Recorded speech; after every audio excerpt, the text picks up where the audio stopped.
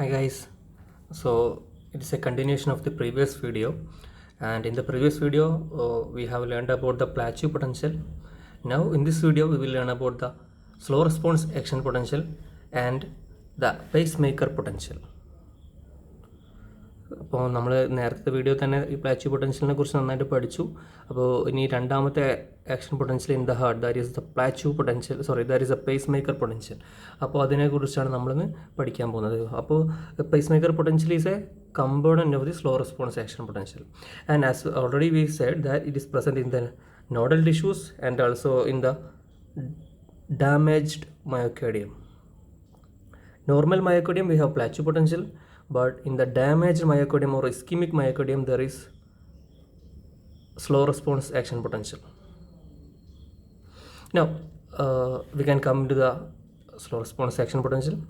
First of all, we have to note it's important. It has no true resting membrane potential.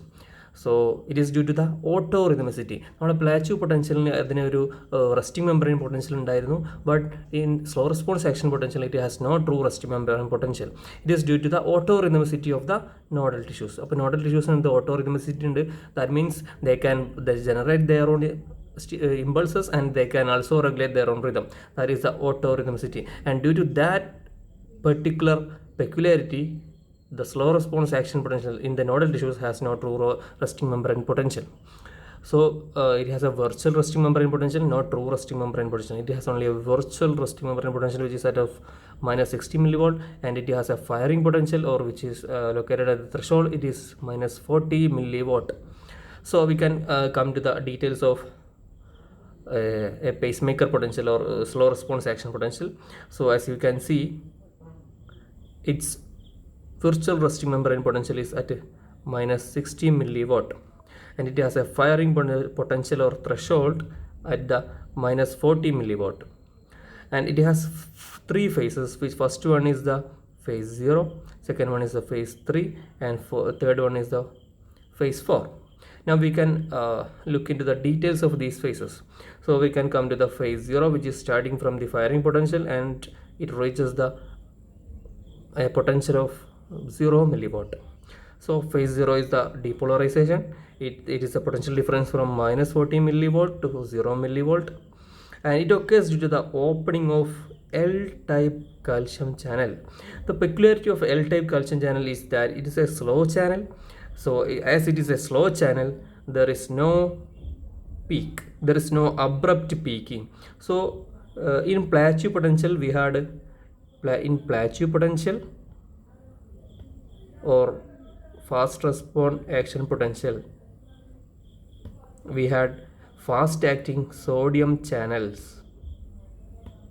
and due to this presence we had a abrupt peaking of the action potential. This is the abrupt depolarization or abrupt peaking, but here there is no abrupt peaking. It's because there is no fast acting sodium channel in the pacemaker potential. There is no abrupt peaking in the slow response action potential, and also we have a gradual slope of depolarization. As you can see, the slope will be much gradual here. This is the depolarization stage or is the phase 0. So the slope is a gradual one in slow response action potential, and it has a rounded apex, and it is also due to the absence of fast acting sodium channel, but instead of that we have a L-type calcium channel which is responsible for the rounded apex and absence of abrupt peaking.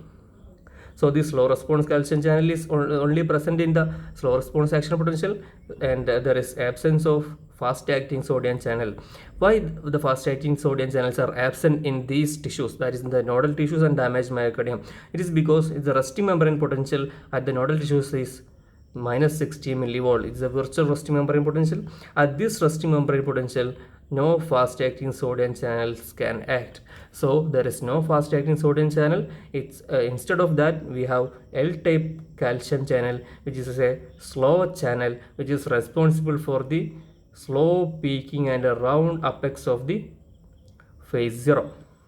Now we can come to the phase 1 and 2, which is phase 1 and 2 are absent in the slow response action potential. And now we come to the phase 3 or phase which is also known as repolarization.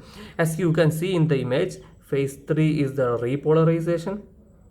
Phase 3 is repolarization. It is from 0 millivolt to minus 60 millivolt, and it occurs due to the opening of potassium channels, which is responsible for the potassium current. So potassium channel closes slowly towards the end of the minus 60 millivolt, and this current towards the end of the minus 60 millivolt is known as potassium current. And as the channels closes very slowly, it causes a potassium decay. So once again we can look into this diagram. Here is the diagram of slow response action potential.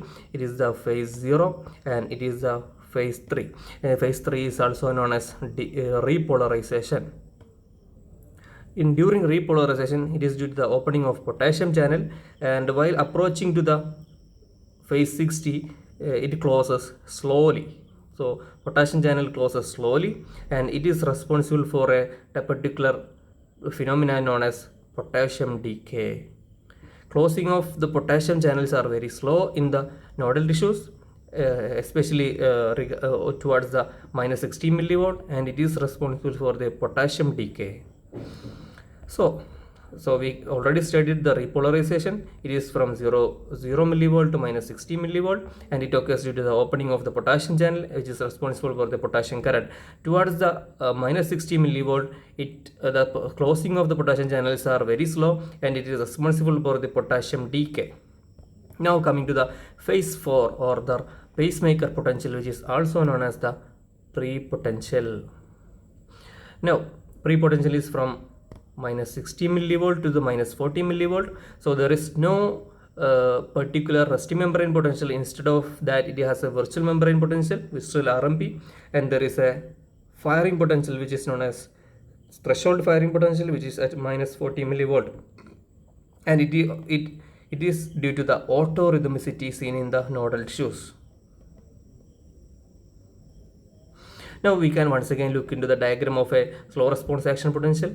As you can see, this is a slow response action potential. It is the virtual RMP, virtual resting membrane potential, is at minus 60 millivolt, and at minus 40 millivolt we have the firing potential or the threshold.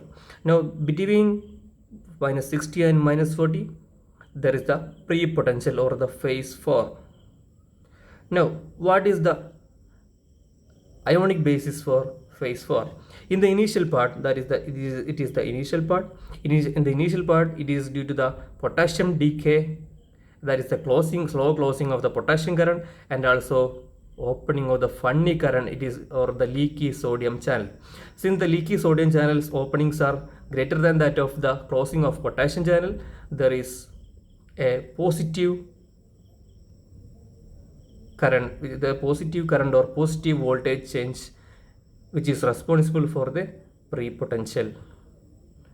It is responsible for the pre-potential or the pacemaker potential in the initial half, and in the second half it is due to the opening of the transient calcium channels.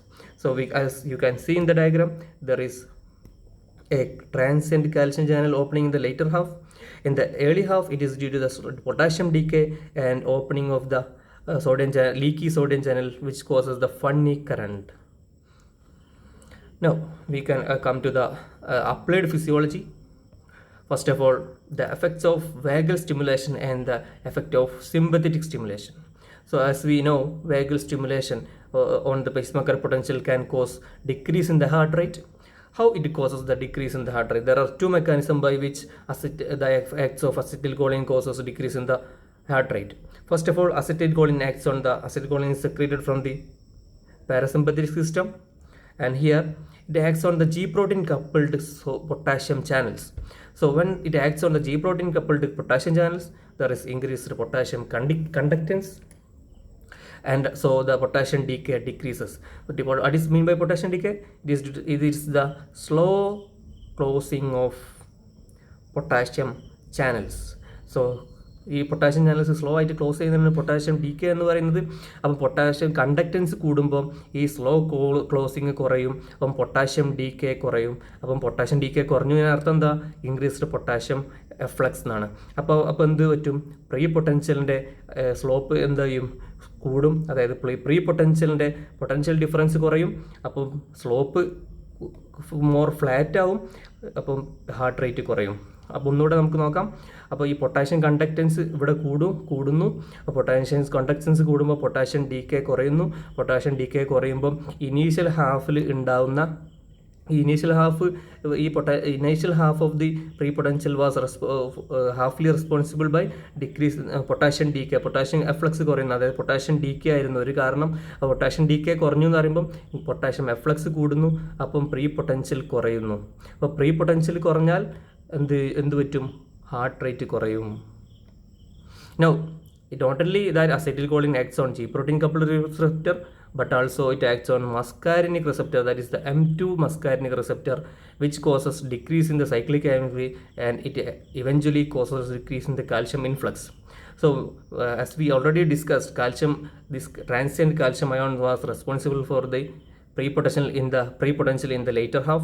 So as the calcium influx decreases, pre-potential decreases, heart rate decreases, and then as everybody knows, as the calcium decreases, contractility also decreases. So that's about the mechanism by which acetylcholine causes a decrease in heart rate and decrease in conductivity. So we understood that vagal stimulation can cause decrease in heart rate and also decrease in contractility. Here in this diagram, this is the normal graph, but when there is a parasympathetic stimulation, the slope of the graph flattens, or slope of the graph increases, and the pre-potential decreases. There is a decrease in pre-potential, and thus there is a decrease in heart rate. Now we can look at the effect of sympathetic stimulation. So sympathetic nerve endings secrete norepinephrine, and it acts on the beta 1 receptor, and beta 1 receptor increases the cyclic AMP, and there is eventually increase in the calcium influx, which increases the pre-potential. As already we discussed that calcium is responsible for the later half of the pre-potential. So as the calcium increases, pre-potential increases, and also the contractility increases. So we can again look into this graph. This is a sympathetic stimulation. So as the sympathetic stimulation increases, there is increasing the abruptness of the pre-potential. As the pre-potential increases, heart rate increases, and contractility increases. So there is more abruptness when there is a sympathetic stimulation, and then there is a parasympathetic stimulation, there is more sloping or flattening. So coming to this is the first applied physiology. First one is the effect of vagal stimulation and sympathetic stimulation on the slow response curve, and the second applied physiology is that in ischemic myocardium we can have slow response action potential. That is the second applied physiology. Now we can look at a glance of difference between plateau potential, that is the fast response action potential, and the slow response action potential or pacemaker potential. So fast response action potential, it was from -85 or -90 to +20. Here it is from -60 to 0 or +10 or 20, and it is located in the atrial muscle, ventricular muscles, Purkinje fibers, etc. It is located in the nodal tissue. Slow response action potential is located in the nodal tissues. Its speed is 1 to 4 millimeters per second. Whereas slow response action potential is very slow. and the fast response action potential has phase 0, 1, 2, 3 and 4, whereas 1 and 2 are absent in the slow response action potential. Here phase 0 in the fast response action potential is due to sodium fast acting sodium current, whereas slow response action potential is due to the slow calcium current. And phase 1 is absent in the slow response. Phase 2 is also in the absent in the slow response. Phase 3 is the rapid repolarization. It is due to the opening of the potassium channels and also increase in potassium permeability. It is whereas in the slow response it is also due to the opening of the potassium channels. In the phase 4 in the plateau potential or fast response action potential is due to the sodium potassium ATPase, which is responsible for the resting membrane potential, whereas phase 4 is known as pre-potential or pacemaker potential,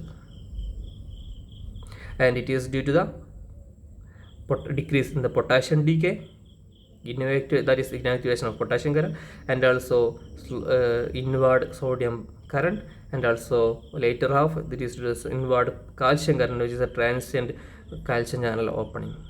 Thus by this we conclude our video. I think everything is fine for you. You can see this video once again. If you have any doubts for that, you can also put that in the comment. So once again we can just look through the first of all, there is two types of action potential in our heart. That is the fast response action potential and the slow response action potential. So fast response is found in the working myocardial cell, and the slow response action potential are seen in the nodal tissues.